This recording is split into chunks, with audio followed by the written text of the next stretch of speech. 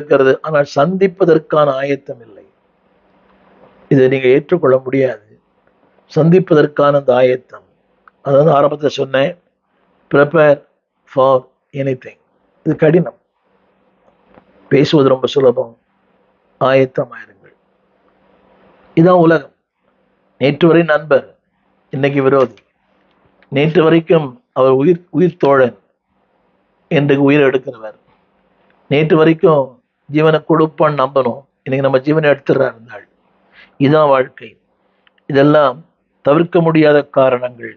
கவனிங்க, இதுல இப்படி இதை சந்திக்க வேண்டுமானால் அன்பானவர்களே, தேவனோடு கூட அந்த இணைப்பு தேவை. இன்னொன்னு சொல்ல விரும்புறேன், இது தவிர்க்க முடியாத காரணங்கள். ஒரு சின்ன காரணம் சொல்றேன்.